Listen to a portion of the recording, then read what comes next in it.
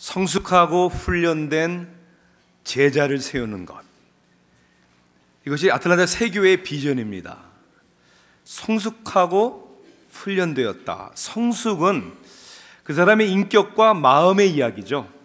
마음, 그 사람의 인품. 훈련이라는 것은 그 사람의 어떻게 보면 능력을 얘기합니다. 이 두 가지가 다 필요한 거예요. 왜냐하면 마음은 있는데, 사랑의 마음, 배려의 마음은 있는데 능력이 안 되는 경우도 있고요. 능력은 있는 사람인데 마음이 영 아닌 사람도 있잖아요. 이 두 가지는 다 필요합니다. 사실 이 두 가지를 저희들에게 그 모습과 본을 보여주신 분은 예수님이십니다. 예수님은 이 땅에 오셔서 많은 사람들에게, 특히 제자들에게 하나님의 진리의 말씀을 가르치시죠. 무엇이 옳은 것이냐, 무엇이 선한 것이냐.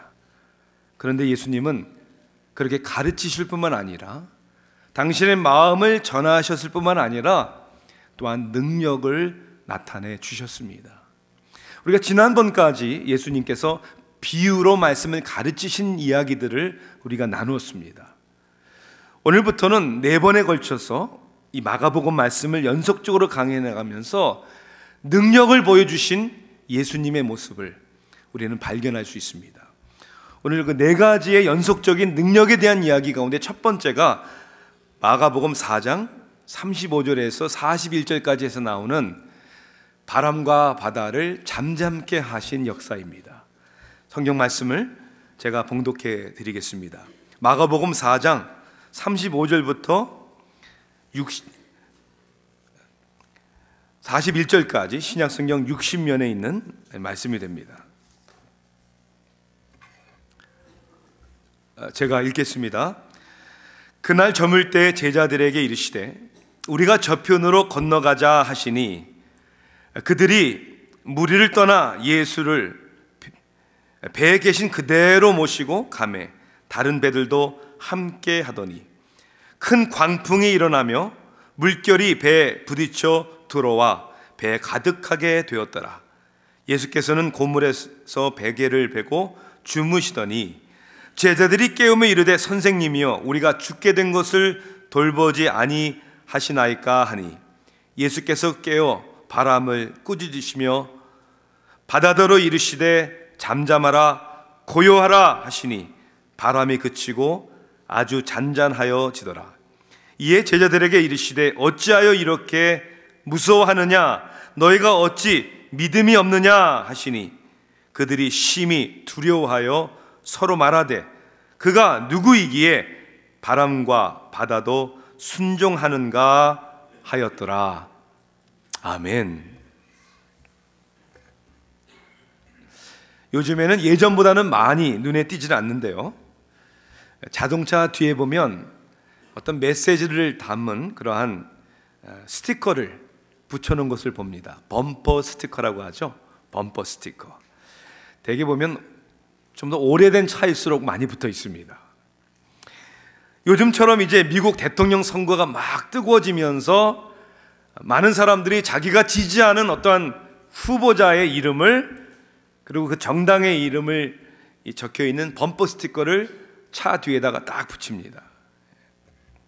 어떤 사람들은 범퍼에는 아니지만 뒤 유리에다가 자기가 졸업한 학교를 딱 붙여놓죠. 우리 근처에는 조지아텍, 조지아 스테이트, 유니버시티 오브 조지아. 나는 이 학교를 다닌 사람입니다. 여기를 졸업한 사람입니다. 라는 것을 알려주겠죠. 스티커는 아니지만 이런 사인을 차에다가 붙여놓고 다니는 분들이 가끔 있어요. Baby on board. 어린 아이가 있으니까 좀 운전 천천히 합시다. 조심스럽게 합시다. 그런 의미겠죠. 운전 초보자라고 아예 붙여놓고 다니는 사람도 있더라고요. 어떤 경우에는 그 범퍼 스티커에 어떻게 자신의 불평거리를 털어놓는 사람도 있습니다. 그런 거 보셨어요, 여러분? My daughter and my money goes to UGA. 내 딸과 내 돈이 그래도 유지에는 좀 나아요. 에모리는 더 힘듭니다. 관계에 대한 불편함, 이런 거 보셨어요? Mother-in-law in the trunk. 시어머니는 트렁크에 있다, 뭐 이런 얘기죠. 혹은 장모님, 네. 또 자녀들 자랑하려고 이런 거 붙인 분들이 있어요. 우리 교회도 있는 것 같은데, My child is an honor student. 무슨 초등학교, 우리 아이는 초등학교 우등생입니다. 아마 아이들이 공부를 잘 못했나 봐요. 이런 범퍼 스티커 저는 못 봤는데 있대요. 이렇게 My dog is smarter than your honor student. 우리 집 개가 너희 집 우등생보다 더 똑똑하다. 예. 그 쓴뿌리가 좀 치유가 돼야 될 것 같아요. 예. 근데 제가 이제까지 제가 미국에 살면서 본 범퍼 스티커 가운데 어떻게 보면 가장 짧으면서도 그 글이 어떻게 보면 가장 황당하면서도 우리의 인생에 대해서 현실적으로 잘 표현한 것이 아닌가라고 생각되는 범퍼 스티커 메시지가 있습니다. 이게 욕이라서요, 제가 할 수가 없어요, 여기서는. 예. 이렇게까지만 얘기할게요. 한 단어, 가로, happens, 이런 뜻이에요. 네. 지금 얘기한 사람이 한 사람이 있어요, 지금. 그러면 안 돼요, 교회에서. 네. 우리말로 얘기하자면, 똥 같은 일이 일어난다, 그런 얘기죠. 네. 우리말은 더러운데 욕은 아닌 것 같아요. 정말 세상을 살다 보면 정말 그지 같은 일, 내가 원하지 않은 일들, 정말 힘든 일들 일어나잖아요. 갑자기 건강이 안 좋아집니다. 때로는 그렇게 잘 되던 장사가 안 돼서 경제적인 어려움을 당합니다.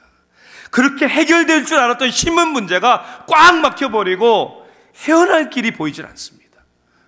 단란했던 가정인데 가정에 문제가 생기고 특히 자녀의 문제로 가슴앓이를 하는 사람들도 얼마나 많은지 모릅니다. 정말 내가 어떻게 해결해보고 싶어도 마음대로 안 되는 그런 일들이 일어납니다. 사랑하는 성도 여러분, 중요한 것은 그런 일들이 우리의 삶 속에 일어나는 것은 막지 못하지만 그런 일들이 일어났을 때 내가 그것을 어떻게 감당할 것인가, 어떻게 극복할 것인가는 바로 여러분들의 가치관과 태도와 여러분의 선택에 달려있다는 것을 우리는 알아야 합니다. 오늘 말씀을 보니까 예수님께서 제자들에게 뭐라고 얘기하시죠? 우리가 저편으로 건너가자. 저편이 어디예요? 갈릴리의 저편이에요. 갈릴리 호수는 사실은 그렇게 큰 호수는 아니었습니다. 길이로 얘기하자면 약 13마일, 넓이로 얘기하자면 약 8마일 정도. 저희 집에서 교회를 오면 약 9마일 정도예요. 그러니까 그 넓이가 최고로 넓은 곳이 저희 집과 교회보다도 더 짧은 거리입니다. 그런데 우리가 차를 타고 다니니까 멀지 않은 것 같죠. 그것을 배를 저어서 간다고 생각을 해보세요. 그런데 배를 저어 건너가다가 큰 광풍이 일어나며 물결이 배에 부딪혀 들어와 배에 가득하게 되었더라. 위기가 찾아온 거예요. 전혀 생각하지 않은, 기대하지 않은 위기가 찾아온 것이죠. 지금 배에 물이 가득 차게 되어서 침몰되게 되어 있는 거예요. 망하게 되어 있는 거예요. 죽기 바로 일보 직전입니다. 이런 일이 일어납니다. 바람은 어떻게 막습니까? 바람이 언제 불 것인지를 언제 알 수 있습니까? 그런데 그 가운데 여러분들은 내가 아무것도 할 수 없다고 생각되는 일들이 일어날 때 그때 여러분 어떻게 하시겠습니까? 여러분은 어떻게 극복하시겠습니까? 오늘 제자들은 바로 그 안에 계시는, 그 배에 계시는 예수님을 깨우십니다. 그리고 예수님은 그 바람과 그 바다를, 그 호수를 잔잔하게 꾸짖어 명하십니다. 사랑하는 성도 여러분, 오늘 저와 여러분의 삶 속에, 여러분의 삶에, 여전히 여러분의 가정에 예수님이 함께 하십니다. 오늘 그분을 바라보는 가운데 어쩔 수 없는 우리들의 인생의 고난 가운데 하나님을 경험하는, 그리고 위대한 신앙의 고백이 저와 여러분에 있게 되기를 주님의 이름으로 축원합니다.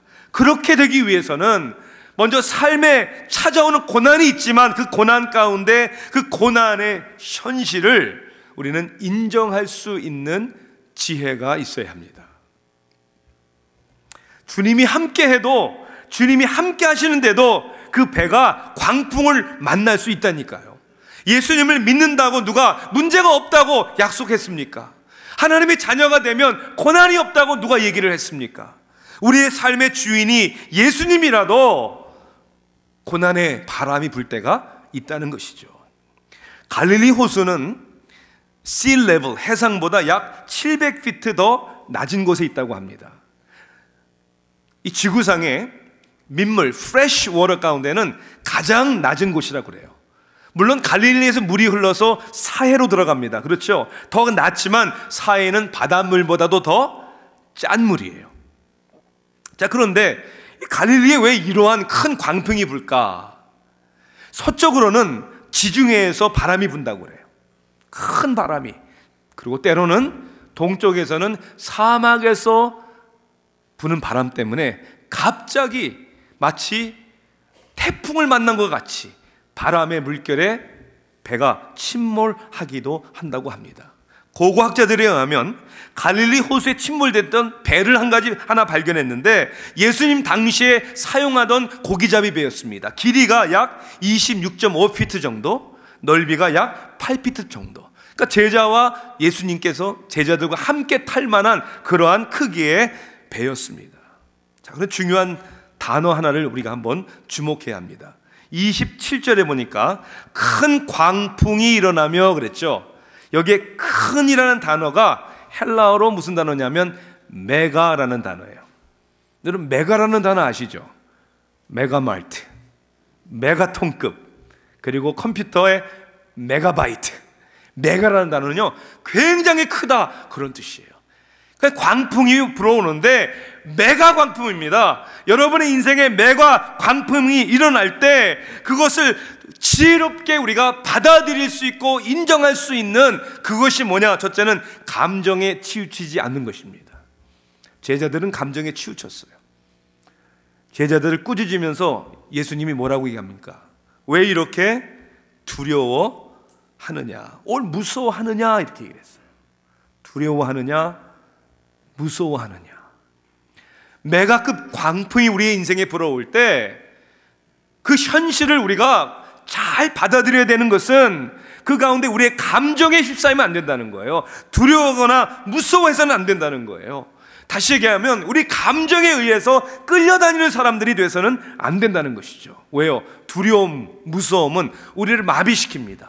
아무것도 못하게 합니다. 신앙인들조차도 때로는 삶의 문제를 당할 때 그 두려움 때문에 방콕이라고 하죠. 방에서 안 나와요. 우울증에 빠지고. 여러분 감정에 치우치면 안 됩니다. 또 하나가 있어요. 그 고난의 현실을 우리가 지혜롭게 인정하는 방법이 뭐냐면 스스로 결론을 내리지 않는 것입니다. 아직 끝나지 않았는데, 아직 과정인데 제자들은 예수님 앞에 와서 결론을 내버립니다. 뭐라고 얘기합니까? 선생님이요, 우리가 죽게 된 것을 돌보지 아니하시나이까 그랬어요. 어떻게 되었다고요? 지금 죽게 된 거예요. 우리 죽었다 이거예요. 죽게 되었습니다. 두려움 가운데 그냥 결론을 내버립니다. 우리도 그럴 때 많잖아요. 어떤 문제를 볼 때 두려움 가운데 큰일 났다, 이건 안 된다, 힘들다, 이게 내 인생이고 내 팔자인가 보다. 누가 결론을 내리는 겁니까? 결론을 내리시는 분은 하나님이신 줄 믿습니다. 아직 끝이 안 났어요. 아직 하나님이 the end, 끝이라고 하지 않으실 때까지는 끝이 아닙니다. 오히려 하나님은 더 위대한 일을 준비하고 계시죠. 저는 그런 의미로 볼 때 저와 여러분이 인생을 살아가는 가운데 우리가 많은 것을 경험합니다. 그 많은 것을 경험할 때 그 경험이 우리의 인생에 더욱 노하우를 얻게 하고 때로는 인생의 지혜를 얻게도 합니다. 그런데 때로는 우리의 경험이 오히려 우리에게 손해가 되게 할 때가 있다는 거예요. 오히려 더 두려워하고 오히려 더 겁을 많이 먹게 되고 오히려 우리는 경험이다 지혜다 하지만 그래서 안전하게 가려고 도전하지도 않습니다. 편하고 쉬운 길을 가려고 합니다. 물론 특정한 사람들의 이야기지만 어떻게 보면 미국에 근래 많은 영향력을 끼친 기업가들 가운데 다음과 같은 사람에 대해서 제가 한번 조사를 해봤어요. 이 사람들이 그렇게 큰 기업을 시작할 때 도대체 몇 살이었는가? 빌 게이츠, 마이크로소프트의 회장이죠. 빌 게이츠는 1955년생입니다. 그런데 마이크로소프트 회사를 설립한 해는 1975년이에요. 그러니까 몇 살 때 한 겁니까? 20 years old. 이런 얘기를 들을 때마다 나는 20살 때 뭘 했나? 스티브 잡스, 애플 회사를 설립한 그도 역시 1955년생입니다. 그는 마이크로소프트보다 한 해 더 늦은 1976년도에 애플 회사를 설립을 했습니다. 몇 살 때요? 21살 때. 구글이라는 회사를 아시죠? 네. 두 사람이 시작을 했습니다. 그들이 스탠포드 유니버시티의 학생 때였어요.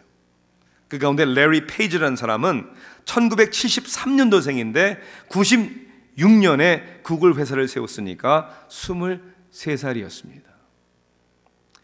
페이스북이라는 걸 많이 쓰시죠. 좀. 마크 저클버거 1984년생인데 2004년에 페이스북을 만들었어요. 그럼 몇 살이에요? 20살. 정말 저도 생각합니다. 내가 20살 때 뭐 하고 있었지? 유튜브라는 유명한 웹사이트를 만든 사람 중에 하나는 스티브 첸이라는 분은 1978년생입니다. 2005년도에 회사를 설립했어요. 27살 때. 물론 특정한 사람들이지만 때로는 경험이 없는 사람들이 더 모험적인 일들을, 위대한 일들을 도전해 보는 거예요. 사랑하는 성도 여러분, 때로는 인생에 어려움이 올 수도 있습니다. 실패할 수도 있어요. 고난과 아픔을 겪을 수도 있습니다. 하지만 우리 그런 얘기 많이 하잖아요. No pain, no gain. 그저 내 인생 고난 없이 그냥 편안하게 살 것이냐? 아니요. 우리 어려운 일 가운데 결론부터 내리지 말고 오히려 그것을 통해서 하나님께서 어떻게 역사하실 수 있는가? 여러분, 감정이 치우치지 아니하고 스스로 결론을 내리지 말고 하나님 앞에 기회를 드릴 수 있는 저와 여러분 되기를 주님의 이름으로 축원합니다. 그래서 두 번째는 삶에 찾아오는 고난을 극복하는 하나님을 향한 믿음을 가져야 한다는 거예요. 믿음. 아니, 내가 어쩔 수 없는 삶의 사건과 환경들이 우리의 삶 속에 있잖아요. 그럼 내가 그것을 어떻게 감당할 것이냐, 어떻게 극복할 것이냐, 그것이 중요하죠. 영어 표현에 인생이 우리에게 레몬을 주면 레몬은 어때요? 시잖아요. 그런 일들이 일어나면 레모네이드를 만들어라, 레몬 주스를 만들어라. 그렇죠. 그것을 내가 어떻게 긍정적으로 믿음으로 하나님의 뜻 가운데 극복하느냐가 중요하죠. 어떻게 극복할까요? 극복하는 믿음이 뭘까요? 먼저는 제자들이 깨달은 것처럼 그 배 안에, 지금 침몰할 것 같은 그 배 안에 누가 계시다? 주님이 계시다. 주님이 계시잖아요. 정말 주님은 주무셨어요. 어떻게 주무실 수 있었을까? 그냥 주무시는 척한 게 아니라 정말 주무셨어요. 왜냐하면 39절에 그렇게 분명히 나와 있거든요. 예수께서 깨어 바람을 꾸짖으시며. 그런 것에 두려워하지 아니하시고 아랑곳하지 아니하시고 능히 그것을 잠잠케 할 수 있는 능력의 주님이 오늘 여러분의 인생과 여러분의 가정의 보트에 타고 계시단 말입니다. 나와 함께 하시는구나. 세상 끝날까지 항상 함께 하시겠다는 약속이 오늘도 여전히 유효한 줄로 믿습니다. 사람의 약속은 능력이 안 돼서 어길 수도 있지만, 내 스스로의 약속도 나는 저버릴 수 있지만, 하나님의 약속은 절대로 끊어지지 않는다는 사실을 우리는 믿어야죠. 뿐만 아니라 고난 가운데 우리를 돌보시는 주님이라는 사실을 우리는 알아야 합니다. 고난 가운데 우리를 돌보시는 주님. 제자들은 예수님을 향하여 마치 꾸짖기라도 하는 것처럼 이렇게 얘기합니다. 선생님이여, 우리가 죽게 된 것을 돌보지 아니하시나이까? Don't you care? 아니, 우리 상관하지 않으시는 거예요? 어떻게 이렇게 잘 수 있어요? 우리 이렇게 죽게 되었는데요. 하나님이 상관하지 않으시는 것이 아니죠. 결국 예수님은 그들을 꾸짖습니다. 믿음이 없는 자들아, 왜 하나님이 우리를 사랑하지 않으십니까? 왜 하나님이 우리를 상관하지 그런 하나님이 아니잖아요. 나는 그렇게 느껴도, 마치 함께하지 않는 것 같아도, 나 혼자 있는 것 같아도 떠나지 아니하시고 함께 하시는 하나님이 나와 함께 한다는 사실을 믿는 믿음이 우리로 하여금 극복하게 하는 것이죠. 아프리카 마사이족에서는 남자아이가 성인이 될 때 하는 성인식이 있다는 거예요. 그 성인식 중에 하나가 뭐냐면, 동네 장정들이 그 아이를 마을 멀리 데리고 간다는 거예요. 그리고 거기 맹수들이 나올 만한 곳에다가 두고 돌아옵니다. 밤새도록 거기에서 홀로 서 있어야 되는 거예요. 손에 창 하나 쥐고. 그러니 얼마나 두렵고 떨리겠어요. 아마도 그 밤을 새는 그날은, 가족을 떠난, 자기 부족을 떠난 그 밤은 어느 밤보다 길었을 겁니다. 그렇죠. 그 밤은 어느 밤보다 동물들의 소리가 더 잘 들렸을 것 같아요. 얼마나 민감했겠어요. 그래도 성인이 되는, 남자가 되야 되는 길이기에 벌벌벌 떨면서 밤을 지새웁니다. 이제 아침에 돼서 해가 뜨면서 안도의 힘을 내시겠죠. 이제 살았구나, 이제는 성인이구나. 그리고 해가 뜨는데 그리 멀지 않은 곳에 누가 서 있는 거예요. 누가 서 있었을까요? 아버지가 창을 들고 밤새 아들을 지켜보고 있었던 것입니다. 혹 성인이 되는 과정을 밟아야 하는 내 아들이 맹수에 의해 해를 당하면 어떡하나. 그 길을 가야만 할 텐데 멀리서 그 아들을 아버지는 바라보고 있었다는 것이죠. 사랑하는 성도 여러분, 우리의 인생에 우리가 반드시 지나가야 되는 게 있는 거예요. 겪어야 되는 연단이 있는 거예요. 성숙한 신앙인이 되기 위하여. 그런데 하나님은 우리를 혼자 내버려 두지 않습니다. 불꽃 같은 눈동자로 우리를 지켜보고 계십니다. 언제든지 우리를 구하시고 우리를 붙들어 주시기 위해서. 그런 하나님을 경험하는 신앙이 얼마나 중요한 줄도 몰라요. 우리 하나님은 졸지도 주무시지도 아니하시는 하나님이신 줄 믿습니다. 메가라는 단어가 여기서 또 한 번 나옵니다. 메가라는 헬라어가 어디서 나오냐면 39절을 여러분 한번 보십시오. 마가복음 4장 39절, 예수께서 깨어 바람을 꾸짖으시며 바다더러 이르시되 잠잠하라 고요하라 하시니 바람이 그치고 아주 잔잔하여지더라. 여기에 메가라는 단어를 우리 성경에는 아주라는 단어로 번역을 했어요. 그냥 잔잔한 게 아니라 어떻게? 메가 잔잔하여졌더라. 여러분, 메가 광풍을 맞아본 사람이 메가 잔잔해짐을 경험하는 거예요.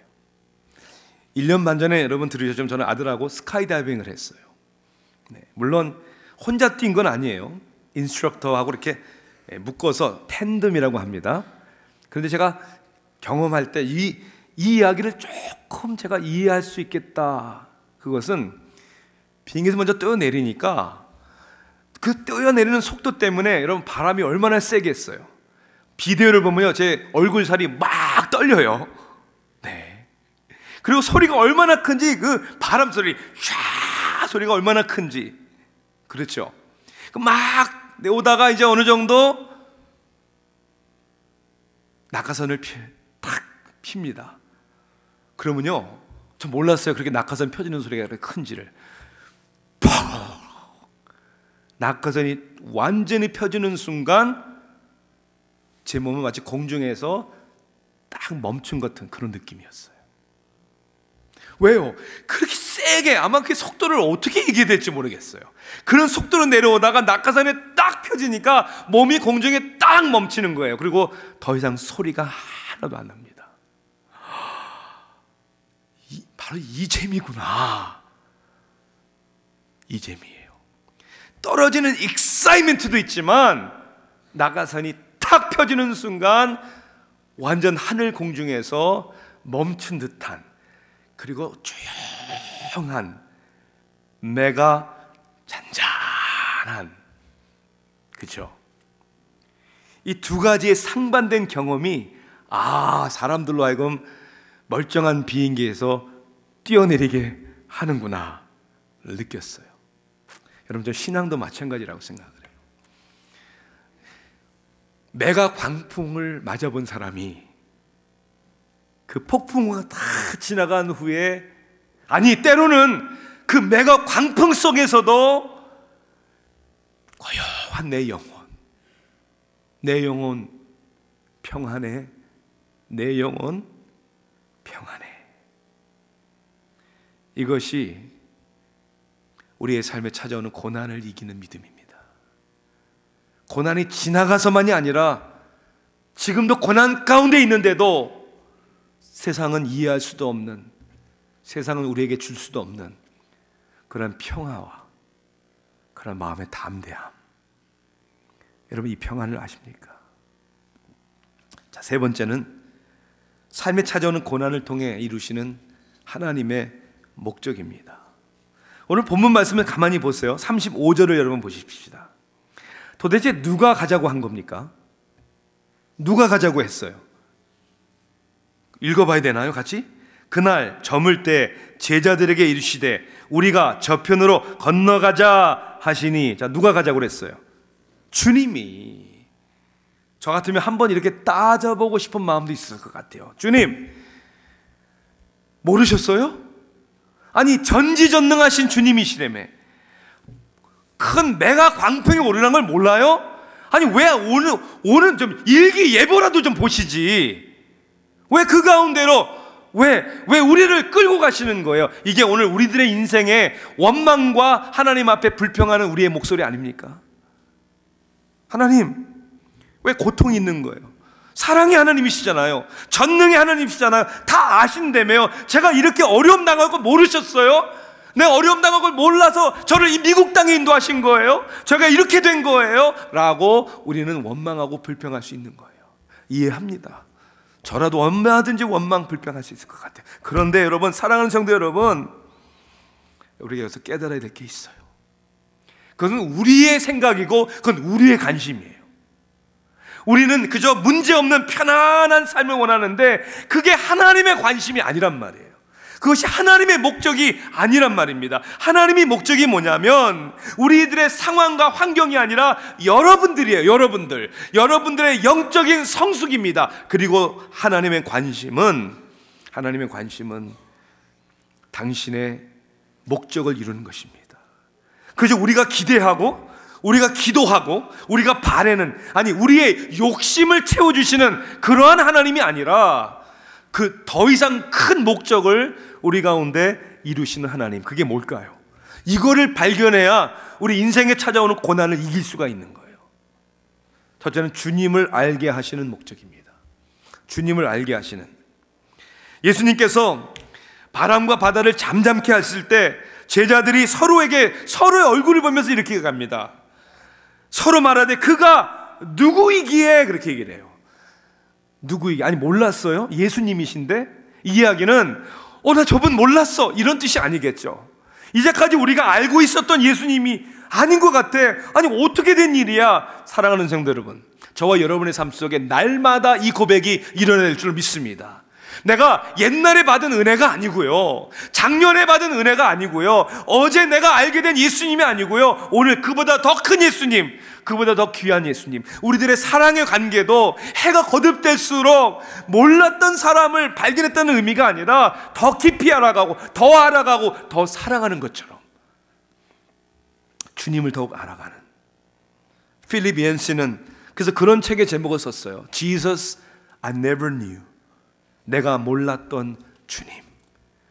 해가 거듭될수록 더욱 주님을 알게 되는, 주님을 더욱 경험하는 저와 여러분 되기를 주님의 이름으로 축원합니다. 또 하나의 목적은 우리가 주님을 알아가는 것이 아니라 두 번째는 그것만이 아니라 주님의 뜻을 이루는 목적입니다. 예수님이 오신 목적이 뭡니까?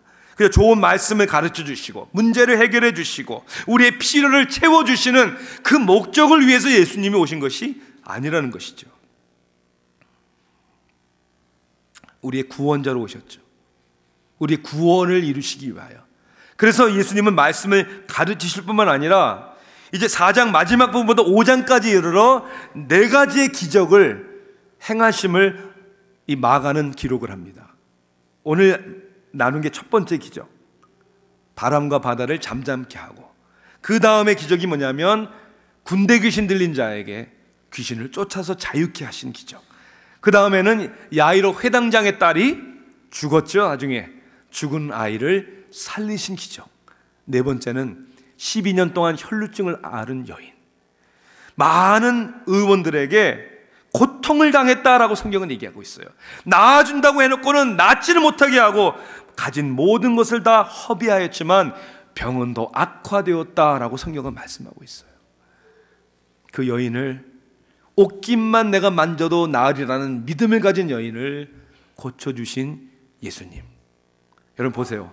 자연을 다스리신 예수님. 그렇죠. 영적 싸움에서 군대 귀신을 무찌르시는 분, 죽은 자를 살리시는 주님, 그리고 한 여인의, 가엾은 여인의 마음을 아시고 그 여인을 만져주시는 주님.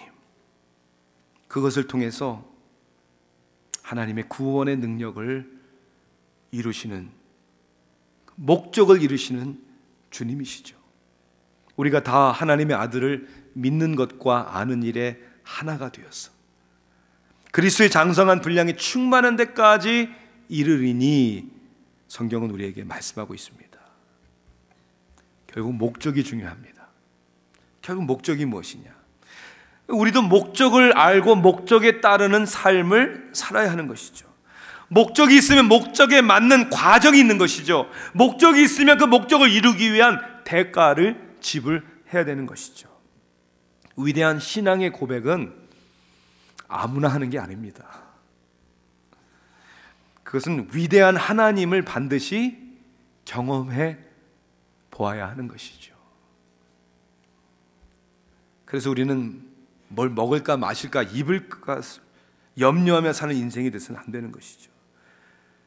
그저 문제없는 편안한 길을 가고자 하는 인생도 아닌 것이죠. 하나님은 어떠한 환경이라도 위대한 하나님을 경험하는 고백이 있기 위해서 메가 광풍이라도 주시면 감당하겠습니다. 그보다 더 위대하신 하나님의 능력이 있기 때문에. 그 삶을 누가 사셨습니까? 예수님이 사셨죠. 예수님이 그 목적을 이루시기 위하여 하늘 보좌를 버리시고 이 땅에 오셨습니다. 그리고 육신의 몸을 입고 이 땅에 태어나셨죠. 예수님은 섬김을 받지 아니하시고 섬기셨죠. 그리고 그 구원의 목적을 이루시기 위하여 예수님은 고난을 받으십니다. 십자가에 죽기까지 복종하셨습니다. 그리고 사망 권세를 이기시고 부활하셨습니다. 우리를 구원하시기 위한 그 대가를 지불하시기 위해서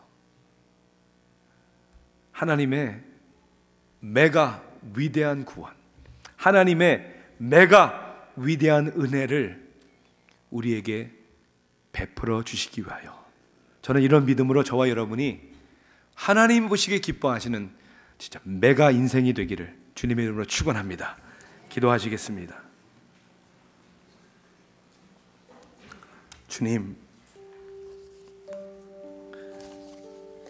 우리가 유치하고 참 어떻게 보면 너무나도 의미 없는 삶을 살 때가 있습니다.